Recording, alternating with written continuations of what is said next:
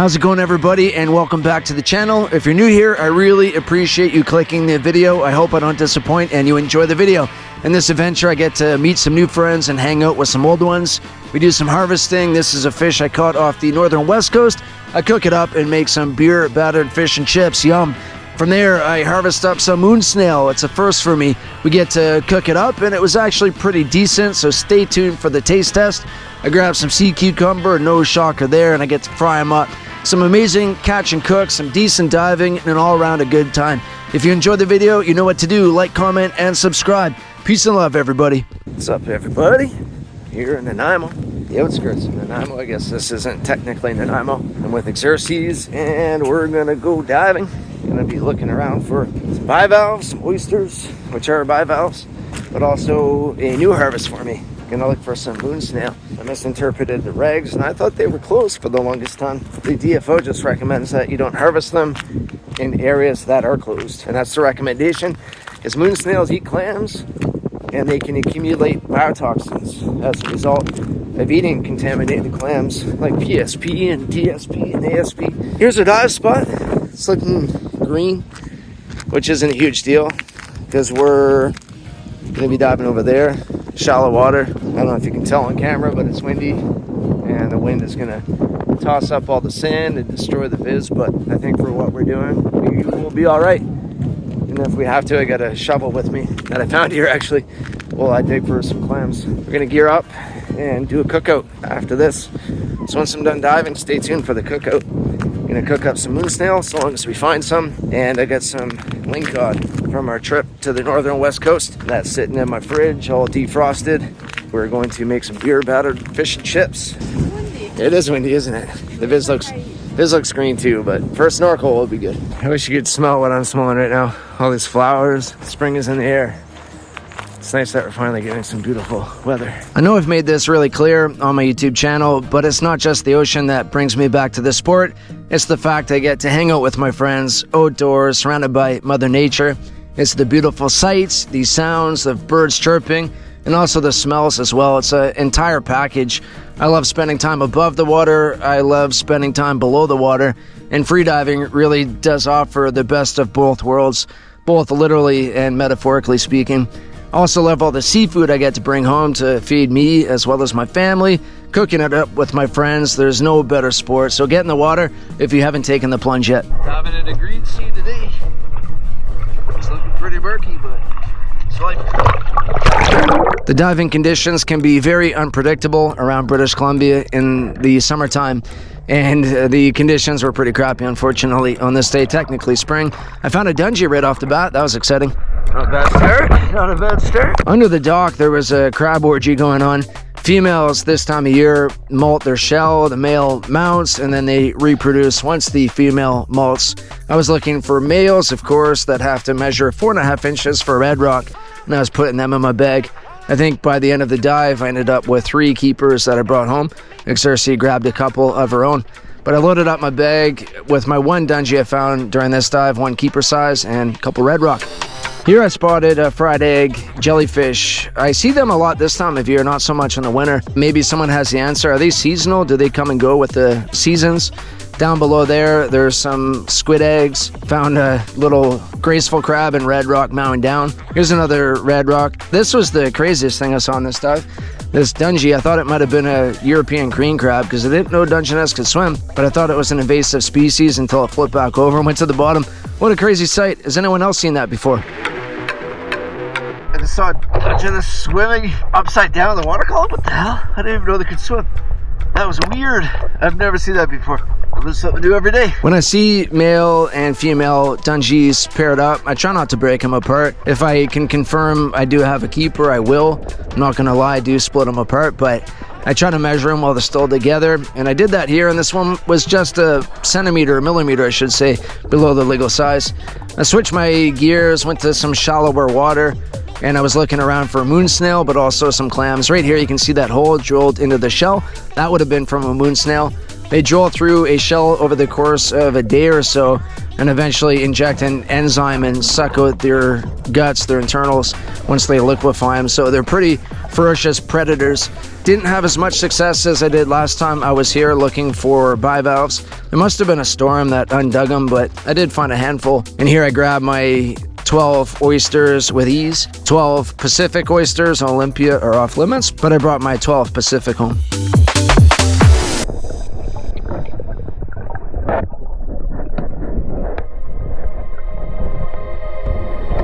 Now, we didn't come here to look for clams and crabs. Well, technically we did, but our target species was a moon snail. Last time I was here, I saw them everywhere, left, right, and center, and this time I could not find one.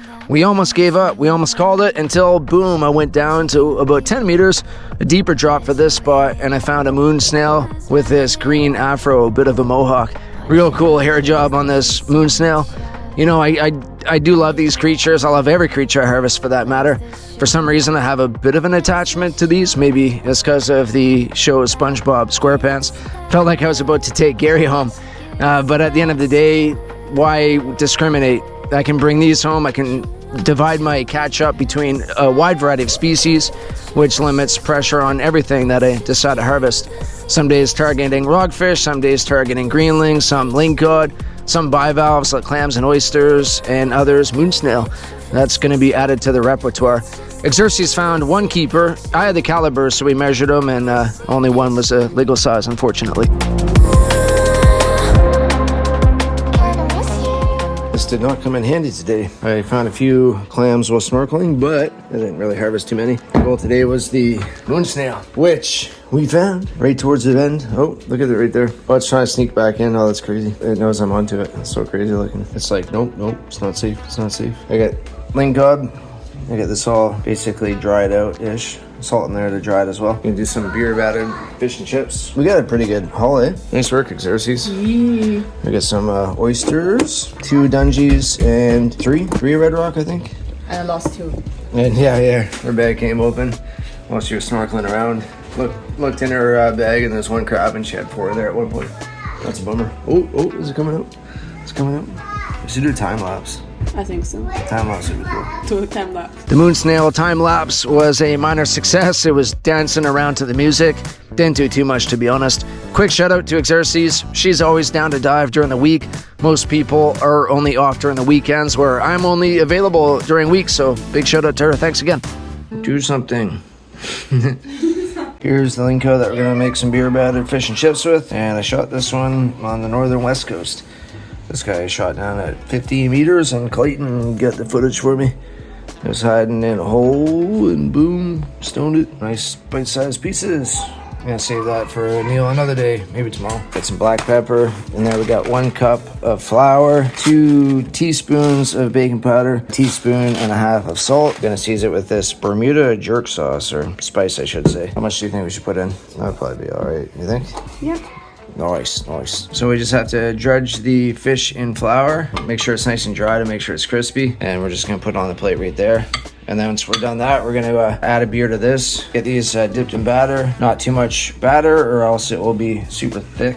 We just want it crispy. In the perfect amount. Exactly, we don't want to be eating batter. We want to eat fish covered in batter. 1 cup of beer, it's gotta be real ice cold. Apparently it's the chemical reaction with the beer and the hot oil that makes it super crispy. I got Corona, you can use whatever beer you want. And then I guess you want to mix it up, but not too much. You can't overdo it. But something about the gluten, I guess mixing it with the yeast forms gluten or something. The yeast in the beer makes the batter rise when you cook the fish in the oil. The recipe didn't call for it, but I don't think you can go wrong with panko. All right, let's get this machine going. And then let it kind of drip off. I think that's all right. That's probably good. And this? Yeah. Is it hot? Yeah, it's super hot. All right, let's see this. Moment of truth. It's around 350. All right, there we go. Oh, it's turning golden brown already. Look, I think we need to rescue the first one. Is that burning? I think it might be too hot. I didn't do too good on the shellfish harvesting today. I got a bunch of oysters, but I think I got 1, 2, 3, 4, 5. We have 5 clams and a mussel. Time to throw these bad boys in there. Oh, it's gonna hurt. How do I do this? Oh my god. There you go. There you go. I'm not sure how much pain moon snails experience, if any for that matter, but at the end of the day, we don't like to torture our catch. So we get the water nice and hot, put the moon snail in it. I'm sure it would have been killed within seconds, and then that allowed us to extract the meat. It beats smashing up the shell while it's still alive. My daughter was filming. I don't know how much she captured of that, but here's the foot. So you just blanch it, and then it releases from its shell. See, that piece. Definitely don't want to eat the poop trail there. But this looks alright. You're gonna try that? Was that out of the Russell. let's see. A little crunchy? Yum, yum, yum, yum, chewy. You helping, buddy? You helping, Reefy? Trying. This is the progress. We got quite the station out here. We're gonna fry these up on the skillet. We got the beer-battered chips that the kids put a huge dent in. Kids are loving life too. And we got the foot that we're gonna have to separate from the rest of this moon snail. This thing is looking pretty gnar, I'm not gonna lie. Got a few clams that we're gonna mow down, and we got this sauce, improvised sauce. Oh, and yeah, a few dungies and crabs in there too. Still got much food to eat. Yeah, let's fire up the BBQ. Let's get that rolling. Let's get that going. What is that? These are oysters, buddy. We're gonna do these on the skillet. We're gonna do them on the barbecue. And they're gonna fry them up. Do you want to try some oysters too? No. What's that? No. Don't they look good though? What No. are we doing with that? This guy here, yeah. That thing looks like nastiness. All right, bottoms up. I'm joking. I'm not gonna eat that. I'm not gonna eat that. But we gotta cut this down a little bit. We'll figure out a plan for that. It's so small. It was like the size of my fist. Now look at I it. know. Fits in I was like two this. fingers. I was holding on my hand. Yeah. Right now it's like this. Yeah. From here to here. I know. This fish turned out real good. Improvised sauce, cilantro in there, tzatziki.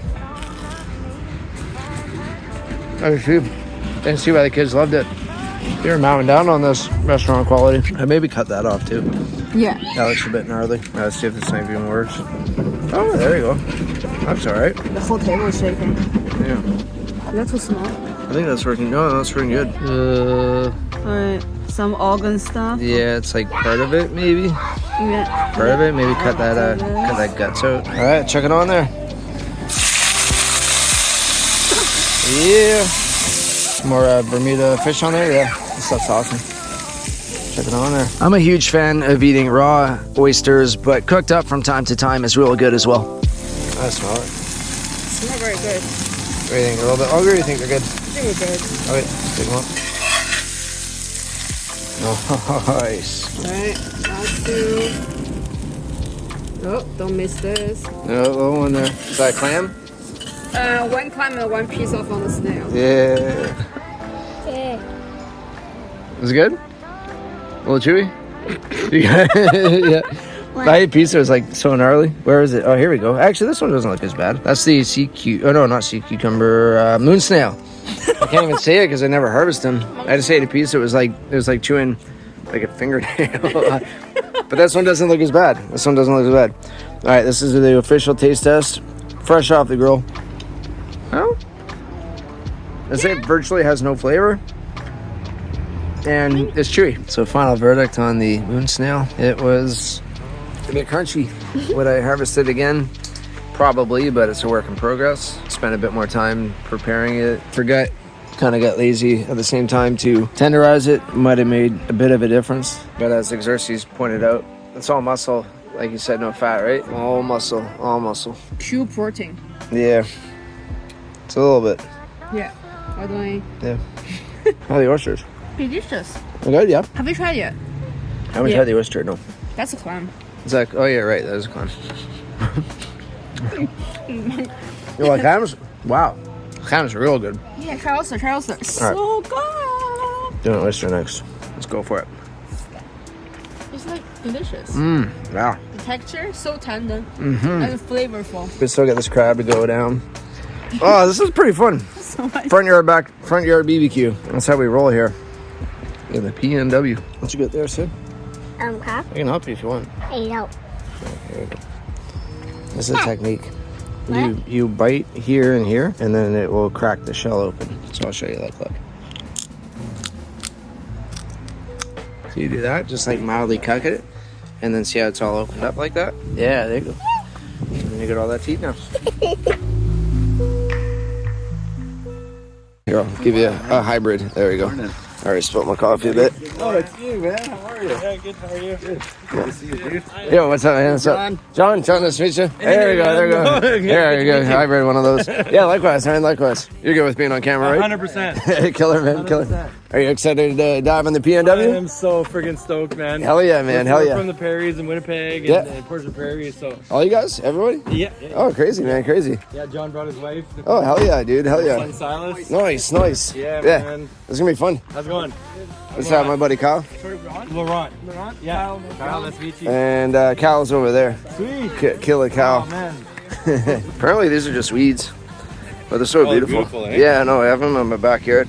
Like, I'm not picking those out. So we're trying to dive right now. A little breezy. It's not too bad. I don't see any white caps. I'm sure the wind is destroying the audio right now. It's a very low tide, and the viz actually looks decent, man. Yeah. Doesn't look like it did last time we were here. We saw some bubbles coming up from the bottom. We thought we had a, we were wondering what it was. It ended up being a scuba diver. It doesn't look great, but it doesn't look horrible. I think we'll be able to see some stuff, right? I think so. We should be able to get under it anyway. Yeah, I'm gonna at least at minimum target some greenling. Maybe grab some sea cucumbers. Oh, I didn't bring the catch bait. Okay, I'm not targeting some sea cucumbers. Yeah, what do you do? Some days you're prepared, some days you're not. No, some days you didn't sleep that well and you wake up in the morning and forget half your stuff. And that's what we gotta look out for too. Boats. They shouldn't be allowed on the water. I'm just joking. Piss off all my viewers. By the way, if I didn't make that clear, when we were up in the parking lot, that's Laurent. He just landed last night. Well, I guess technically this morning at 12:30 a.m. He's diving. He watches my channel, and it's cool that I can be the connect for those landlocked Canadians in those prairie provinces where they don't have the Pacific Ocean to dive in. So he's beyond stoked to get in the water here with me and in the Pacific. He's got a spear gun. He's got a lot of experience apparently in the Caribbean. He grew up in the BVI's, Torla. That's where I went sailing years back. So he's done this before. New to the cold water though, so it's going to be a learning curve, but this is a pretty relaxed spot. And it's not looking too bad. Hopefully, more for him than us, but hopefully the conditions are good. We'll get by regardless. I don't think the average person realizes how much time and effort it takes to make these videos. I'm literally spending hours of my life behind a computer screen on beautiful summer days, just editing these videos, and then somebody goes ahead and throws a video the dislike button without explaining themselves. I don't let haters get to me, but at the end of the day, I treat that button as the jealousy button. So if you like the video, give me some support. I really do appreciate it. If you dislike the video and you throw that dislike button, it's all good with me. I don't let it faze me, but at least explain yourself. I know you can't please everybody, and I'm not everyone's cup of tea. I never planned on being everyone's cup of tea, but again, if you're gonna hit that button, I'm gonna call you a jealous hater unless you explain yourself. These sea cucumbers, this ended up being a sea cucumber dive. I don't know if you saw that Tim Hortons coffee in my hand, but I basically drank an entire large right before my dive. The current was up, there's a bit of wind, and I could not control my heart rate for the life of me, so I don't think I pushed it past 7 meters on this dive, and even 7 was a bit of a struggle. I wasn't seeing many fish worth shooting, so I just focused my efforts on sea cucumber, which I'm sure my viewers are getting sick of because I've done 4 or 5 sea cucumber videos out of the last 10, but I'm really trying to be experimental with them and again have a bit of a variety with the seafood that I bring home. But I got my sea cucumber. 12 is the limit. I grabbed 12. Found some fishing lures, which is no surprise whatsoever. Actually, one surprise is the fact that I only found one. I know one dude, he was all angry that I was grabbing lures and not the line, but here you go, man. I included this for you, grabbing all the braided to top it off. I loaded my gun, the Bickerton spear gun. Shout out to Bickerton. Again, Brett out of Nanaimo, BC, handmade this one for me. Check out the link in the description. But I couldn't bring myself to pull the trigger. I was leaving on a ferry this night. I already had my hands full with the sea cucumber. These are all small rockfish. I didn't see any big greenlings, so I just left them alone. Well, that's life in the PNW. You win some, you lose some. Sometimes the visibility is awesome, sometimes it's not. Today it was workable, but definitely wasn't one of the better days. Still cool for Laurent to get into the ocean, and you got some sea cukes, man. Some sea cukes. So you didn't go back empty-handed. No, I caught my first fish here. Oh yeah, you caught your first fishing lure. Probably not your first fishing lure. No. But that was still a good time. I'm gonna go back and fry up. What am I frying up? Sea cucumber. Are you gonna do the same thing? Heck yeah. He suggested to blend up the sea cucumber instead of a meat grinder. And what we're saying, add in some carrots or Some something. binders, yeah, you can try carrots, like if you're doing meatballs, or if you're gonna try to do some chicken nugget type thing. So add some garlic powder, a little bit of bread. I like it. Yeah, I think that's a good idea. I might do something along those lines. Add in some other ingredients. Thanks a lot, Cal. Thanks for dinner last night too. That was fun. Yeah, Killer Cal. Awesome. Killer Cal. He's out there. He's a diehard, man. We're gonna be gone. He's gonna be still diving his life away. Yeah, got it. Where'd you go? Yeah. Just to save a bit of redundancy, because I know I've done like 3 or 4 sea cucumber catch and cooks. What I got over here is my wife's Bermuda fish. I meant to use the jerk. Darn it. But either way, this tastes pretty good. I got some rock salt, some breadcrumbs, and black pepper. And I threw it in here.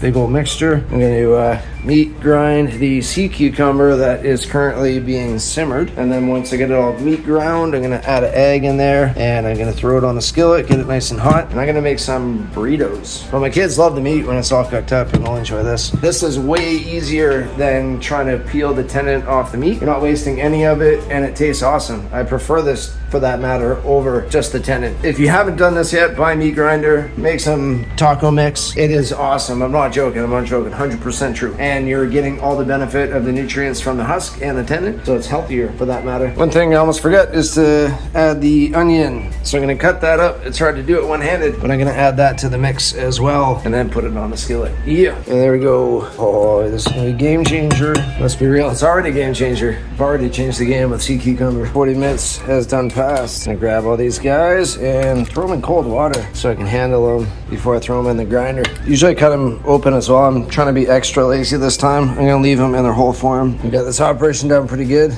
It's not pretty, but throw the sea cucumber in there. Honestly, you need like 2 hands to do this efficiently. Get it in there and then just start grinding. All right, there you go. She's in there. And boom, coming out. Not pretty, but tasty. That is my least favorite part of this whole entire operation, but there we go. I'm gonna crack a couple eggs. Yeah, well, maybe this is my least favorite part. I haven't decided yet. I've been going pretty hard on the butter lately, so I'm gonna do this with extra virgin olive oil. Cast iron should be nice and hot. There you go. Moment of truth. Let's get it going. Throw it all on there. Should be plenty of space. There you go. I already smell that pepper and onion going. Give it a good old mix here. Smelling delicious. So it's been cooking probably for about maybe 10 minutes at this point. There's quite a bit of moisture in there, so I'm just letting that moisture burn off. I set an alarm for 4 minutes, which should go off any second, and then I'm gonna give it a bit of a toss and then put it on for another 4 minutes. And hopefully at that point, it's gonna be nice and golden. Let's see how she's looking. There we go. So you can tell already the texture is getting better. Still a bit soft. That's looking much more like hamburger beef at this point. So I'm going to do another 4-minute timer here. And then at that point, I'm thinking it's going to be close to being done, if not finished. I've tried a couple pieces. I have only cooked this over a fire. This is the first time doing it with a barbecue. It's a bit easier with the fire to get the pieces nice and firm. I think the trick is to not jump the gun and make sure you let it fully cook and test the odd piece and make sure it's not chewy. I think I'm going to cut the pieces open next time like I originally did. Make sure I drain out all that water because it is taking a bit longer for them to cook. But at the same time, I'm really pumped, and I think it's going to be awesome still. Just going to give it 2 more minutes, and it should be good to go into the tacos. So here she is, looking pretty good, right? It's a lot smaller once it heats up and all that moisture starts evaporating. But the crispier pieces, like this one right here, like that's going to be awesome. Like crunchy, real good texture. The pieces that are right here, that one might not be too bad, but you can tell it is a little bit softer, a little bit chewer. Still a decent texture. I still think it's really good.